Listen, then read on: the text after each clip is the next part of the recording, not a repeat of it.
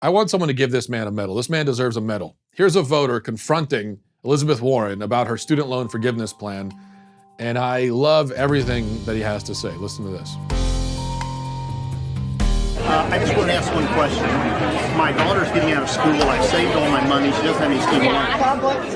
Am I going to get my money back? Of course not. So you're going to pay for people who didn't save any money, and those of us that did the right thing get screwed.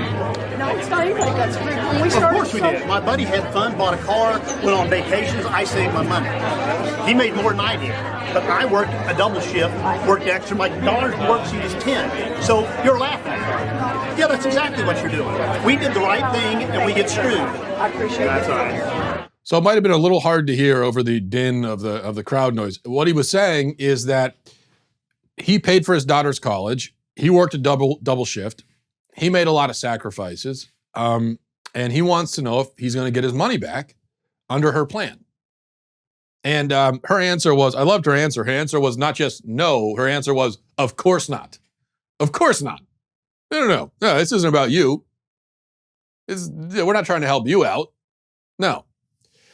Now, as we've been talking about on this show, there is no response to his point. She has no response because there really isn't one to give. There is no morally coherent rebuttal to his argument. He's saying, I'm financially hurting now because of the sacrifices that I made to pay for my daughter's college. I'm out that money. I've had to do a lot of things. I've had to change my whole lifestyle around. I've had to work double shifts and everything to afford, sending her to college. Am I going to be made whole? Will I get restitution? The only thing that a proponent of loan forgiveness can say, and this is what proponents have been saying about this guy, from what I've seen online, the only answer is, hey, tough luck, deal with it. No, you don't get any money. You don't get, hey, that's your problem. Quit your whining, you selfish jerk, basically. Here's the problem, though.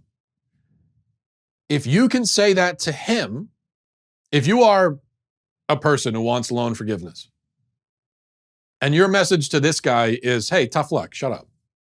You don't get your money back. Go cry about it, you whiner. If that's your answer to him, why can't that be my answer to you?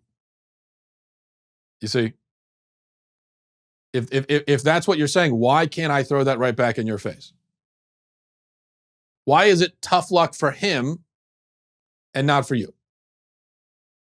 Why is tough luck such a terrible and evil thing for me to say to you? But you could say it to him. Personally, look, I mean, just from my perspective, as someone who basically doesn't have a dog in this particular fight because I don't have student loans and I also didn't pay any back, although I have been paying my wife's loans back. So I do have a dog in the fight, as a matter of fact. But still, from my perspective, I think that guy is a much more sympathetic figure than you are if you're somebody who has loans and you're clamoring for loan forgiveness. Because for the simple fact that he actually paid back his, he fulfilled his financial obligations. This whole idea was of forgiveness wasn't his idea. He wasn't the one clamoring for it. All he's saying is, hey, if we're doing this, then what about me? I just find that to be a much more sympathetic position to be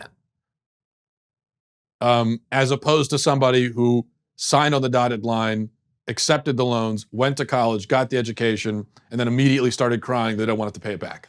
That to me is just not very sympathetic. So if you have this harsh, dismissive answer to this guy, then I think you've opened yourself up to the same sort of answer. And of course, we have the additional problem, as we discussed a few shows ago, of people with other forms of debt. Why not forgive theirs? So you create all these problems, all these unanswerable questions when you start picking arbitrary winners and losers and forgiving some people their financial obligations, but not others. So what's the solution? Well, how about this? This is my solution. And this is what I would say to that guy. We forgive nobody's debt. Not mine, not yours, not anybody's. Every adult is expected to settle their debts, live with the choices they made, and in the future, to stop the bleeding, as I have advocated many times, we start encouraging better choices. And some of those choices are going to be like, don't go to college, maybe. There are a lot of people in college who don't need to be there. A lot of people with a college education who don't need it. And that's just insult to injury, right? When you're paying back a loan and you've got all this debt and you're not even using the education. And I can understand how frustrating that would be. So the real solution is, so we talked about this yesterday in regards to something else. And somebody was saying, what's the solution?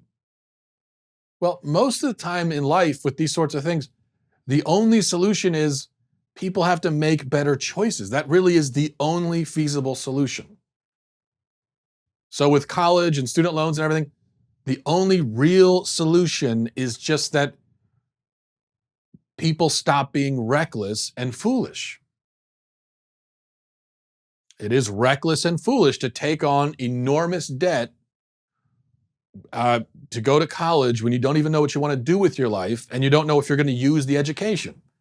Now, if you do know what you want to do and you have a certain plan and you know you need the education in order to achieve your goals, then that's not reckless. That's a risk, but it's a calculated, smart risk.